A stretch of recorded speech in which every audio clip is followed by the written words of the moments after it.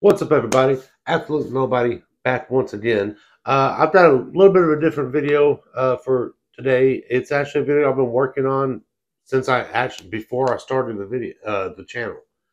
This is a review of my motorcycle. It's a Harley-Davidson Sportster Iron 1200.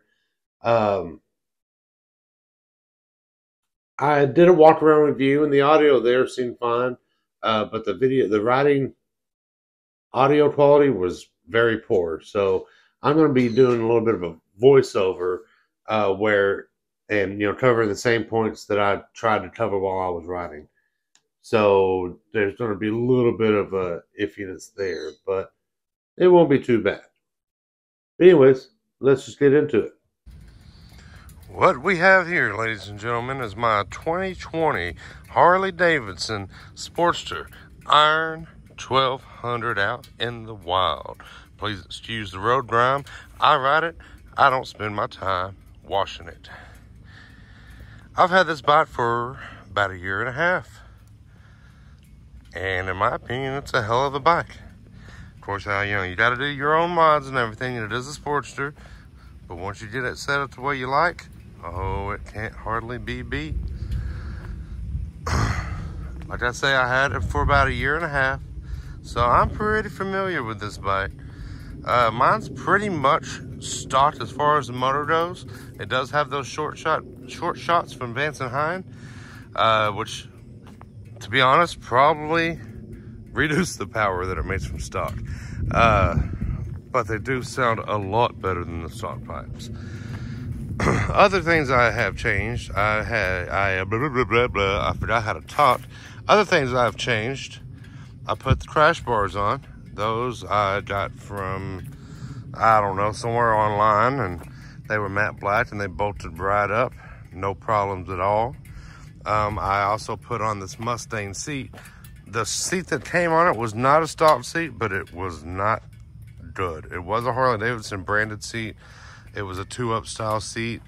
I still have it. Would never put it back on here. I also put these awesome Viking bags. These bags are an absolute game changer. They're not cheap. I want to say they were around $450, $500 for the pair. And I had to drill my own holes to mount them and everything and make sure everything was right. But once I got them on, man, I would never, ever go without having saddlebags.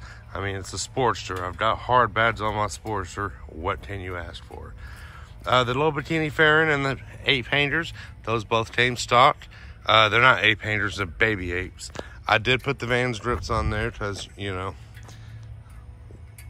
why wouldn't I? Of course, I have my phone mount. And it came, when I bought it, it had these little Amazon cheapy pads, which are fine. I did take all the studs out because I didn't like my foot being stuck on there. Oh yeah, and last, probably the most important thing I did was change out the rear shots. I put progressive 312s on there. The 312s are probably the cheapest progressive you can buy for a Sportster, but man, did they make a difference. I also raised, in doing that, I got the 13.5 or 13.25 inch progressives to raise the rear end up quite a bit. Stock, this thing's pretty much bottomed out, and it sucked going over potholes and shit. Now, not so much. It's actually quite good. There's a bit of a gap between the fender and the tire, but I kind of think it looks better that way. This particular bike, the Iron 1200s from this, era, I guess you would say, did have the AMF style Harley-Davidson graphic on the tank, which I think looks great. They did this in a few different colors. I know I've seen like the green ones and maybe blue ones as well, and I've seen white with this same decal. They all look great in my opinion. What would I change about this bike? Well, the things that I have changed. I do think it makes pretty adequate power from stock. I have no problem smoking just about any car I want. And, you know, anything slower than like a tammed out Mustang or something like that, I'll leave off the line. Now, once I get to about 80 miles an hour or so, they start pulling back on me because I do top out at about 118. which I have seen once, and it was a little bit wobbly. Is it a race bike? No. Is it a touring bike? No. Is it carved corners? Yeah, surprisingly well, but again, it's not a race bike. Can you go on long distance trips? Absolutely. I took this thing, me and my friend went down to, I'm in Dallas, Texas, and we went down to Lakey, Texas, or Bandera, or to the Twisted Sisters. About a 5-hour ride or so. We did it going there in the rain in February. It was 40 degrees and absolutely miserable. Did the bike do it? No problem. Didn't even complain once. And that was before I even had the saddlebags. I had a bat or 2 bat packs strapped to a sissy bar that I used to have on the back there, and sent it, man. It can be done. And if I'm being honest, aside from having to stop every 100 miles for gas, it's quite comfortable doing it. And everyone I've taken long trips with on a Sportster, the first trip I went on was on an XL1200, which is even less equipped for long distances. And we went up to the pit trail from Dallas. No problem. But yeah, everyone I know on a touring bike who I've gone on trips with, which is an electric glide and a road glide, both were happy to stop every 100 miles and stretch out the legs. Did they need gas? Absolutely not. I think I saw them both maybe fill up their tank once while I had 4 or 5 tanks go through mine. But it'll do it. And it'll do it well. And you'll have a fucking blast doing it. There's nothing like taking the wrong tool to do the right job, right? So yeah, that's my general overview and walk around of my Iron 1200 XL1200NS. I actually absolutely love this bike. Would I trade it in on a Softail or something? Nah, probably not. I mean, maybe a touring bike one day, but again, I don't think I'll be trading this. I think this is going to be in my stable for until I crash it or fucking die or something, because it's a fucking hell of a bike, and I just got no reason. I got no reason to get rid of it. I'm gonna go ahead and start her up and let y'all get a taste of these juicy, juicy exhaust tones.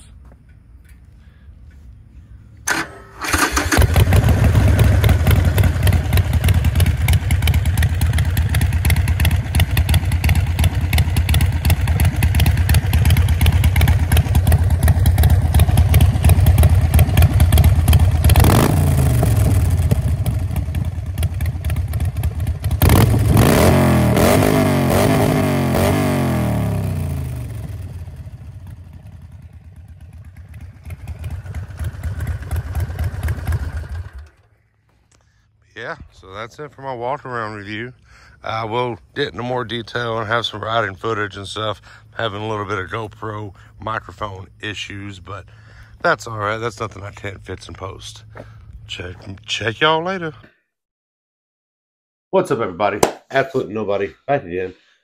So yeah, for the Iron 1200, I'm gonna go through some pros and some cons, necessary changes that need to be made, and then just give you my final thoughts. I'm gonna start with the pros. Nice and simple. The first thing I like about it is the thing that most people probably like about Sportsters. It's got great classic, just all American looks to it. When you think of Harley Davidson, you probably picture a Sportster. It's just the look. If you're looking for a cruiser, especially an American cruiser, you can't go wrong. I'm gonna move through these pretty quick. I don't want this to be a 30-minute video or anything. The second big pro that I like about it is the power. It doesn't make a ton of power. It's not a crazy fast, world-beating motorcycle, but it is ample power. But to have fun on for an experienced rider, but it's also not overwhelming power. So if you are a beginner, or you decide you want to do the 1200 instead of the 883 to start out with, or something like that, it's not going to rip your arms out of the socket or anything like that. The third thing that's pretty awesome about the Sportster is the aftermarket. It's not a massive aftermarket. I'm not the first, nor will I be the last person to tell you this. But if there's something you want to do to your Sportster, you can probably just buy it, which is pretty awesome. The next thing is it's fun to ride. It's extremely fun to ride. I have a blast every time I throw a leg over my Sportster. Like I say, it's not a whole crap load of power, so I can just really rip it open and not have to worry about it, just getting away from me. I am a fairly competent rider, but I'd imagine a Rocket 3 or something like that, I'd have to be far more ginger on the throttle. The next thing I like is the fact that it is a bare bones riding experience. There's no riding modes, there's no sport mode, no rain mode, no blah blah blah mode. I mean, there's not even traction control, there's not ABS, there's none of that. It's not even wire throttle by wire. You got a throttle cable, hydraulic brakes, and an engine. It's barely even got a shift indicator, which I mean, it's nice to have an indicator, but my first Sportster didn't have one, and I didn't die, so there's that. Yeah, the next thing was saying that no screen, no rider modes, which in my opinion is a good thing. You might want all that stuff, and if that's the case, then you probably want a different motorcycle. But for me, no screen on a Harley is kind of the way to go. Call me crazy. Another pro is the fact that it is, despite popular belief, it's surprisingly comfortable for larger riders. I'm 6'2", 6'3" on a good day, and I, push 300 pounds depending on my diet. So I'm definitely on the bigger side of people, and I have no problem being comfortable on long distances, short distances, long distances. It doesn't matter. It's a comfortable bike, and I don't even run forwards. I run mids. So anyone says that oh, it's too small for, they're full of shit. Another thing I like are the stock handlebars. They got stock baby eights. They're not way too high, and they're not the beach bars that you get on a lot of the soft tails and stuff. And they're not the little bitty dread bars that come on the 48. To me, they're comfortable and they sit right where they need to. I think I might have pulled them back towards me a half an inch or something like that, but nothing crazy. And the last big pro is the fact that it is it's the dying breed. It is the last of the Evo engines. They'll never be made again. I mean, this is a 2020. They made them through this year, 2023. Yeah, it's a dead reliable, rock solid, awesome engine that is going away. So yeah, there's that. Some of the cons are pretty simple. It is kind of, okay, where I just said that it's surprisingly comfortable for larger riders. I'd be lying if I said it wasn't small. It is kind of small. It is kind of cramped. I did have to, I changed out. I put a Mustang seat on mine, which like raised up and put where I'm sitting further back on the bike, which helps. But you got to do some mods like that, especially if you're a big dude trying to ride a Sportster. Riding it in stock trim's just not going to be that fun. The next big con is, like I was just mentioning, the seat. The stock seat is just not good, and the rear shocks from stock are not good. I mean, I swear they're like 6-inch shocks. I mean, they're probably 11-inch shocks or something like that. But they didn't feel to me like they did anything. And before I changed them out, I had the preload cranked all the way up, like trying to get something, and they just weren't good. If anybody wants a set of barely used stock Harley shocks for a Sportster, I've got them. Fucking have them. They're terrible. The next con, as I was just saying a second ago about it, yes, you can go on long trips all day. Not a problem at all. It's not the most comfortable motorcycle. It's not ideal for long trips. You run out of gas every 100 miles. That's not necessarily ideal. Although, me personally, I like to get up and walk around at least every 100 miles, so it doesn't bother me at all. It has no riding tech. That could be considered a con. Um, like I said, it barely has a shift indicator. Another big con, one thing that has plagued me on this one and my last Sportster is the fact that it just shakes. It shakes a lot and it'll rattle bolts loose. I've had to actually replace the exhaust bolts on my current Sportster a couple of times. Uh, just go through with a ratchet once in a while and tighten up anything that looks loose. One con, and this isn't a con with all Evo engines or anything. I think it was really just kind of a fluke, but I did manage to ruin a clutch in less than 10,000 or just over 10,000 miles. Uh, but that was taken care of by Harley. Like they warranted it and they replaced it. The $2,500 worth of work was done for free because Harley has an awesome warranty program, and they have awesome employees. And yeah, I'm going to say that again just in case I was fucking with my mind. Harley has an awesome warranty program. They have awesome employees, and they got me taken care of. I paid a $50 down pay, but yeah, $50 copay, and that is something I did buy when I bought the motorcycle was the warranty plan, so it paid off for me. Harley tats. Harley tats is a ton on every Harley Davidson. If it's got the bar and shill, it's going to be expensive. That's just what it is. Yeah. If you're looking at a Harley, you probably know about the Harley tats.